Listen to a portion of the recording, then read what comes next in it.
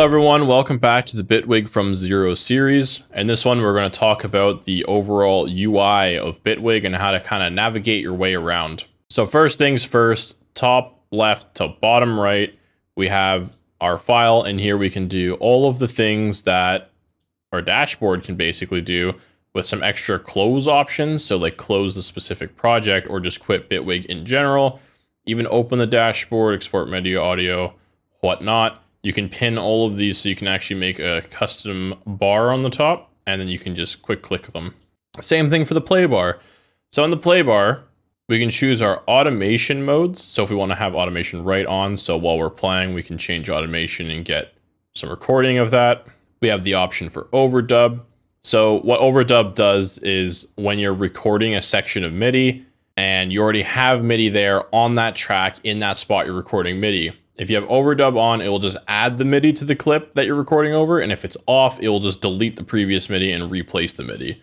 So if you take off overdub, everything you do will be new. If you have overdub on, everything will be saved over. I do not believe this would apply to audio. If you record audio in here, it will always be replaced if you record it on the same track. We have clip launcher settings for automation right, overdub, record on scene launch. We have the groove, and we can sort of change the global groove or shuffle of the project. And then we have playback, do a metronome, play the ticks in between. We can also change the volume of our metronome in here. Here we have options for pre-roll settings. Do we pre-roll with or without metronome, 1 or 2 or 4 bars, or not at all. Default launch quantization, post-recording action delay. I don't know what this one does, but this is probably useful for people who do a lot of recording. And then the record quantization. So if you do this for MIDI, it will automatically quantize everything you put in. Most cases, I probably wouldn't use this just in case some of the MIDI is weird. I don't want it to automatically try to shift things around. This is also only for note lengths.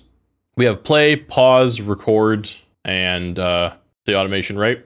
Over here, we have our transport bar. This is a DSP meter, and this is some sort of, I think, latency or input or something bar. I don't know.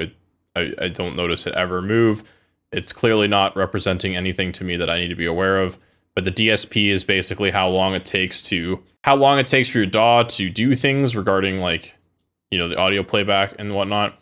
So you could kind of think about it as your CPU load, but specifically for the DAW. So it should always be lower than your overall CPU usage. Not that it's really convertible, but if it's high, obviously you'll get cracks. And if you're getting like distortion or clicking in your DAW, you definitely want to check this little DSP meter, because if it's super full, it's probably you have too much stuff going on and you need to bounce some things to audio or just sum the whole song or something. We have our BPM, time signature, our play ahead in bars in the measure, and like beats, bars, you know, full measures, music notation.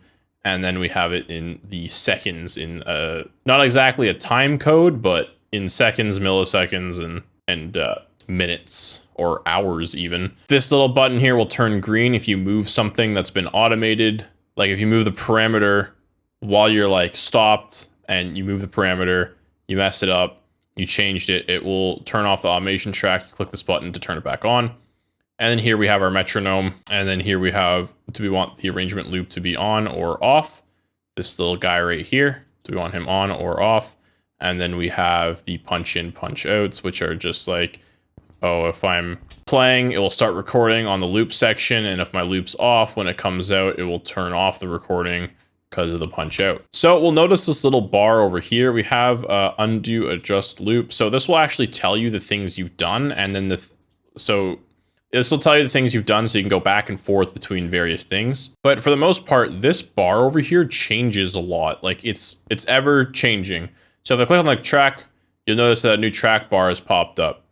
So it's gonna have like convert instrument track, convert audio track, convert to hybrid track, enter, exit group. There's, do I want to group it, deactivate, rename, stuff like that. So if I can pin these if I want.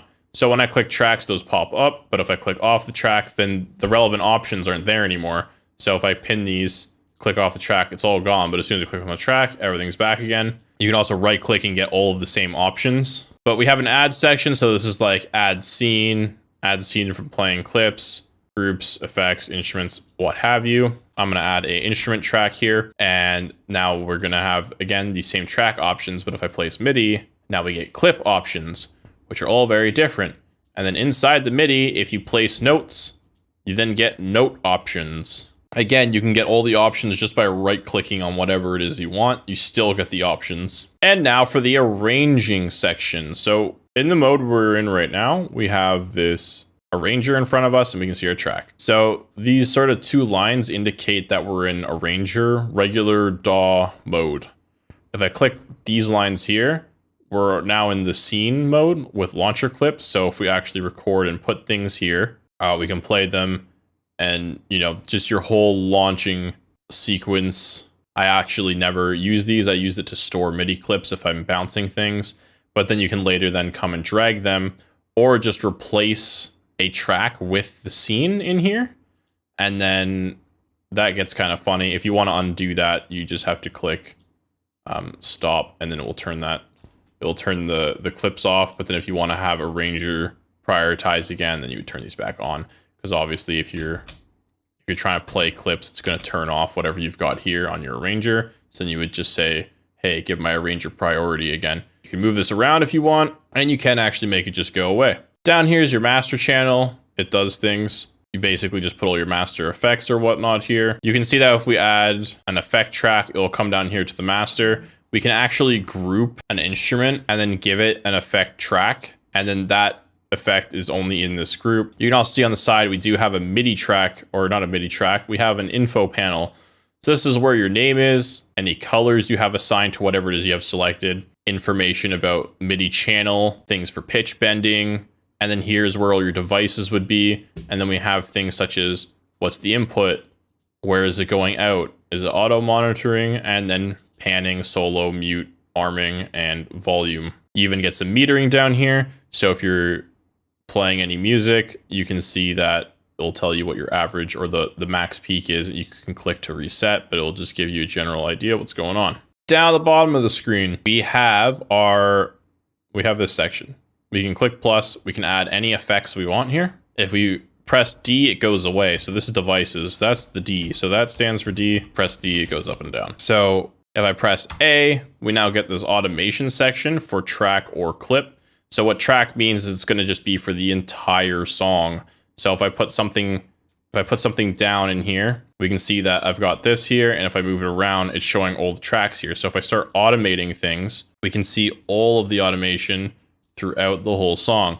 But if I click clip, we will see only that clip's automation, which in this case, that's what that clip has. This clip has that. But if we go back, we can see them on a more global scale.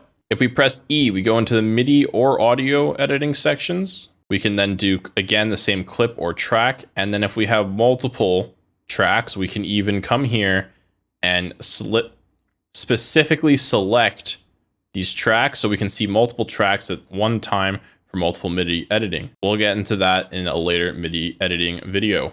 If we press M, we get this mixer section, which again, we can see all of the general things from our info panel, such as the devices in one place. Above this little, these device windows and whatnot, there are some extra options down here for input related things, the track height, small or big, show FX tracks, show deactivated tracks.